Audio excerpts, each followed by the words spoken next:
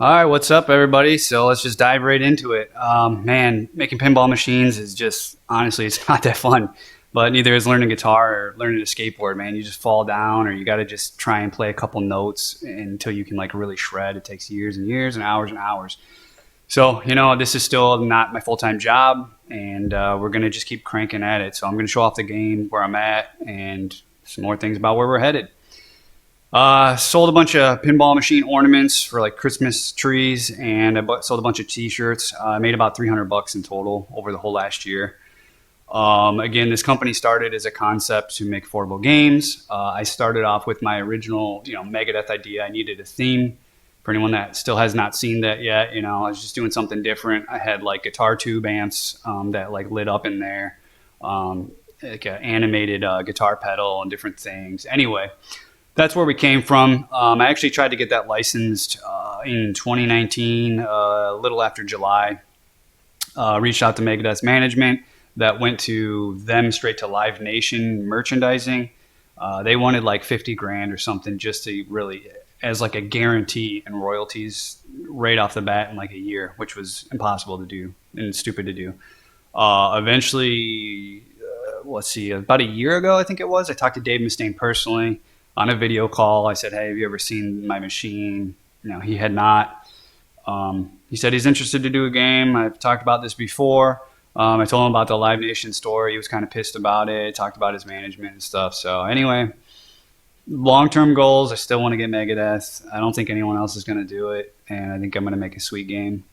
What else we got? So I released the Foo Fighter mod. If anyone hasn't seen it, I redid a 3D model of the one of the toys in the Foo Fighters game. So I just did this during the day when I was doing my day job. I was waiting for some code to build, and it took me maybe like 30 minutes or so. I just did it by hand and by eye, looking at what they had. So let's see, man. I love metal. That's why we're doing a metal game. I think there's a ton of marketability for this product beyond just pinball fans. I think the price point is key here. Let me just show you something. So I went to a concert last night. Look at these guys. Tell me these guys don't want to be pinball. This is live action role playing as pinball.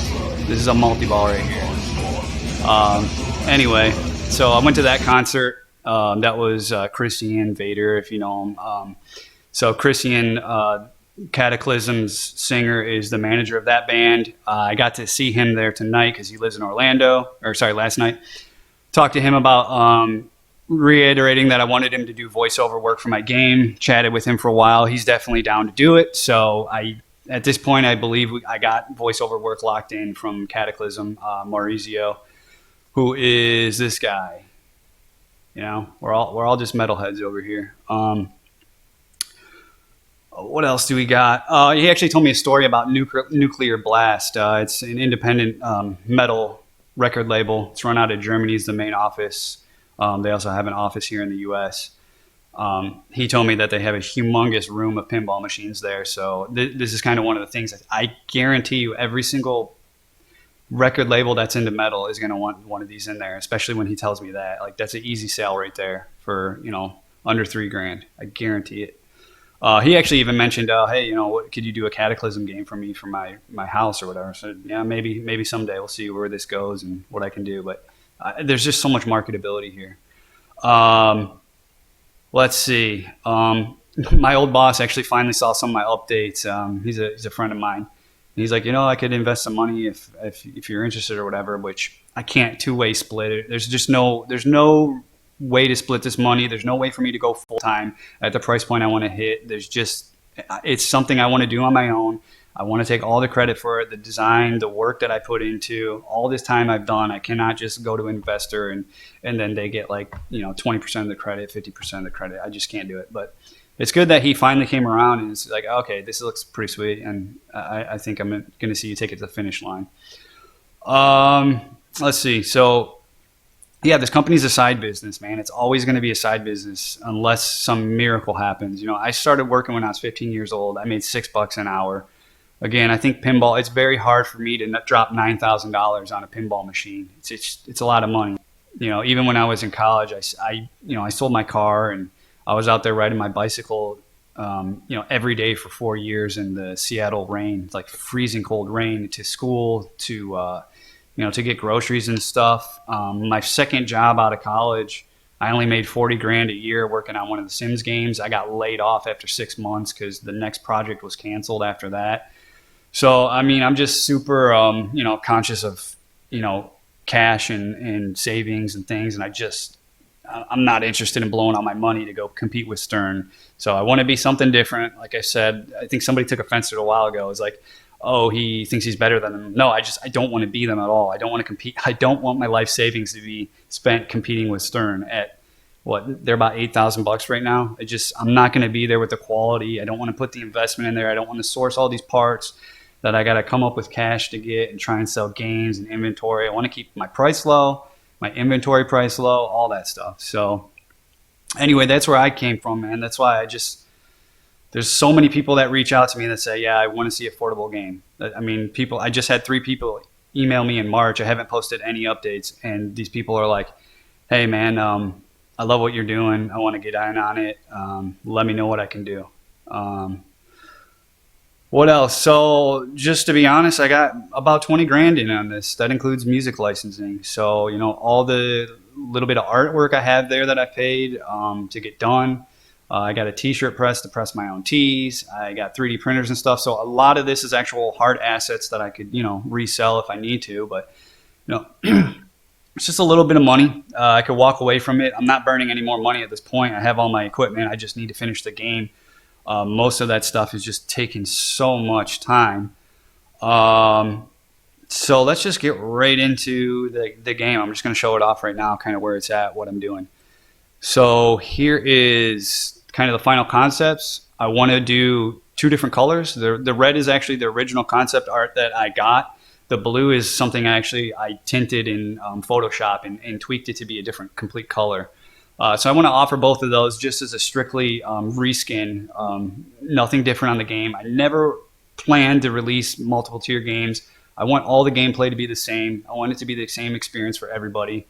So yeah, these are kind of where I'm at with the game. While I pulled this up, here's just tons of parts I've created over the years, brackets and whatnot, all these coil parts. Here's the design for the door, an updated design I have for the door drop, different brackets, coil designs, and so on. So it just takes a lot of time. So here's the final 3D rendering of the actual game. So I expanded the lower playfield a lot.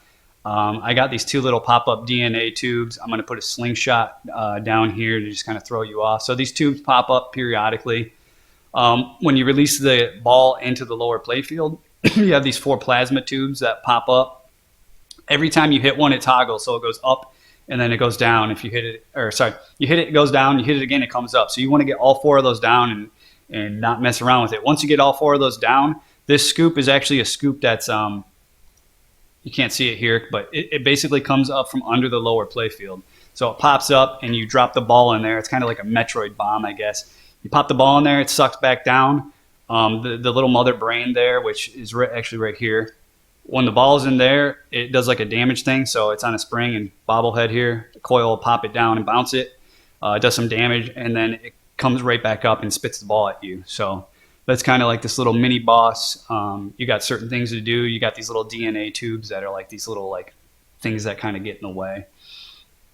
I also have an idea here where when you hit the ball into the scoop, there's like a 3-digit code here. So there's 2 rows of 3 digits, and they kind of just spin quicker and quicker as you go up the digits. So it'll be like 1, 2, 3, 4, and then it'll be like 1, 2, 3, 4, 5, 6, 7.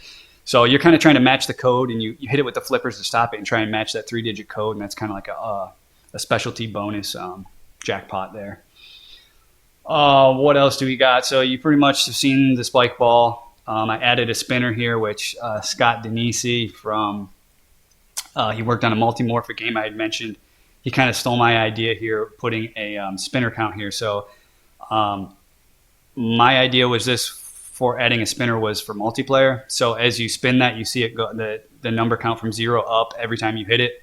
And whoever has the highest spinner count kind of has this floating jackpot. So it's kind of like a competitive thing where you want to keep, trying to aim for that when you can. Whoever's the highest is going to get like 2,000, like maybe 2 million or something. And then if your buddy beats you to it, you lose your 2 million. It goes to him. So it's kind of like this competitive thing where you're, trying to get to the high jackpot all the time. The door I updated. So I have it. This is just one of the prototype parts here. I have the other one in there. You can see the skeletons here. Just added those for an aesthetic there. So that mechanism already works. Drops down under the playfield. These little hands here over the scoops. So these two hands over the scoops, actually, I have them animated. I got a guy that's going to be able to build the actual silicone mold so that it looks nice. But underneath the hood, it's some 3D printed stuff. And when you hit the ball into there, it kind of like activates the two scoops. So they're going to basically do the metal horns. And that's what kind of activates the main boss here, which you guys have already all seen. That kind of shakes around. I actually lifted him up a few inches off the playfield, so I do have some room on the left and right of him, somewhere around here, to put something. I don't know what yet at this point. Added an upper loop over here. So I got 2 flippers on the bottom, 2 flippers on the main. I got an upper left flipper that you've seen before, and I added another flipper here in this loop. So I had to basically design a ramp that was transparent and, investigate vacuum forming and whatnot. So I actually have that built in the garage. I have a ramp there. I have the wire formed there. But yeah, that needed to be see-through so that you could see it hit around the loop here. This coffin I added, it's a hurry up. It's just going to randomly open and close. So it's going to open and you got like a hurry up. You got to get there really quick. You hit it and then it'll close. But when you hit it, it adds like a 1% multiplier to your entire score for everything you hit. And then maybe 30 seconds later or whatever, it's going to open again. You hit it, you get 2%. So it's a stacking bonus. You can get up to like 5% or something like that. So you want to, like, every time it opens, you want to rush to kind of hit it. And then it keeps your score like getting super high over time. So it's just kind of like a different kind of gamey feature that I've put in there.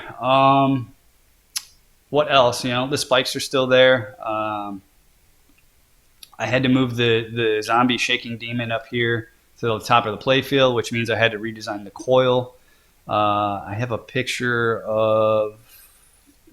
No, maybe not. Well, here's a video. So here's a video of the mechs, right? So let me go back to the 3D design. We'll just talk about it. I forgot about this one. I have I call it the Deadpool mech. So there's 3 drop targets, and then you get it in for the sequence over here.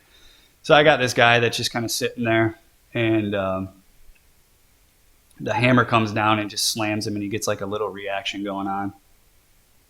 Man, it's recording really, really slow here, so I might have to edit these videos later on.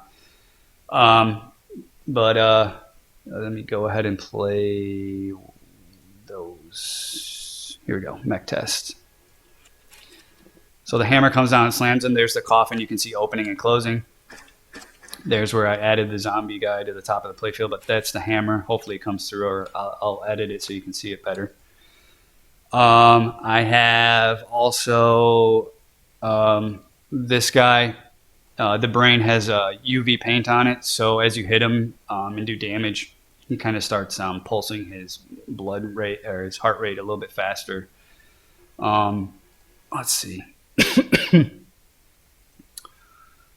Random stuff. DNA coil. So here's the little DNA thing. So this is a bracket I made that comes up and then it stays up. So those are the 2 DNA tubes that are right there on the bottom, which I have those right here. So there you go. And then here's kind of how it slides up and down. Coil knocks it up on a lever. Let's see. So yeah, that's that mech. You can kind of just see it come up and down. Here's my plasma coils. So just these small coils I've made, they'll pop up and they'll stay up. But that was just to give you an idea of kind of the coils and brackets and things. So my original LEDs, I kind of showed them off, but then I kind of hid them because I didn't know what I was going to do. So these are my 14 segment LED displays. So the one on the right here is factory from China. It's actually $14 for one of those. So here's mine. It's a little bit smaller. I can make it bigger if I wanted to, but I got to fit it on my display. But I can build these for maybe $2, which is on par with if I were to just go buy off the shelf segmented displays. But I really want to get these these segments because it's just like this heavy metal like look on it that I really like. So yeah, there's that display, and then you can kind of see the difference. So making my own segments, it's kind of cool. Let me see my notes here, and then we'll see. So, the topper, yeah, release the topper, right? There it is. So, don't know price point I would do. Obviously, it's not going to come with the game. It's just something small if people want to buy it. Probably $100 or less. I don't know. It's pretty cool. It takes about one spool of filament, and then just hand painted, and doing some touch up with the Dremel and a smoothing tool and whatnot, and gluing the pieces together. I'm thinking maybe to actually have printed aluminum. If you've ever seen like an aluminum or acrylic print, I go to like art festivals. Even one today I was at. You can get some really high contrast, really bright looking art. So I was thinking maybe as an upgrade, offer like an aluminum printed playfield, and then I would still just cover it with the acrylic top, but it would just be something as an upgrade to make it, just stand out more.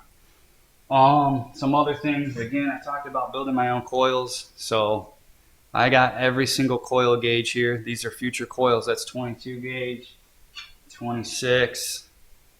I got 23s, 30s. I mean, I got basically everything from 22 up to 34, and I just build coils, check the heating, just different powers, amps, different resistances and stuff. And some of these coils are small. They power little toys that shake and different things, obviously. So again, all custom coils. Let's see, what else was I going to talk about? So originally, my design was that this lower playfield was going to have the fire pit effect that was previewed in my alpha video. I wanted to get it across the whole bottom. I'm actually going to cut that out. It's a pain in the butt. So this is the new playfield I was working with. It's acrylic with frosted paint. So you just right here, like you have to have a frosted effect to do the flame. But I added all these like playfield things under here, so brackets and coils and stuff. And then when you glue them on, you need something to mount them to. So it just kind of looks ugly, even I think if you have a flame effect behind it.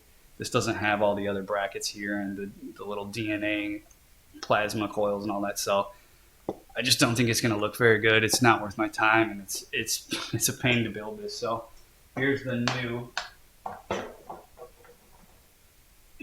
new board.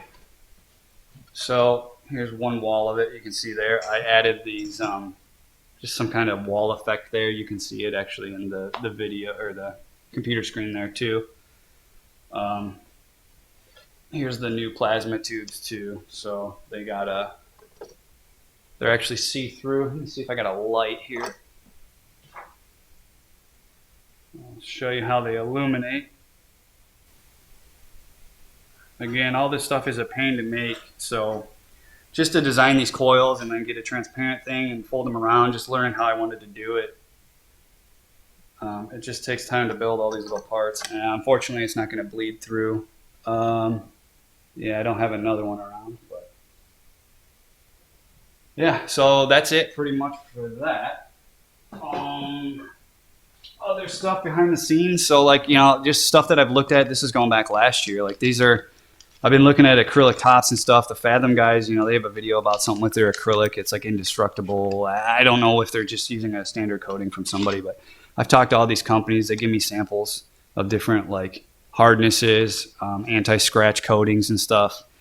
Yeah, anyway, it's just stuff that I go through and sample different parts and try and build different parts. And I think that's just about it. So anyway, hopefully, I think April, I'll have the final board working, playable, and we're going to go from there and just see what happens. Basically, again, I cannot cut out my day job to make this work financially at the price point I want to be. So it's going to take time. And thanks for stopping by, guys.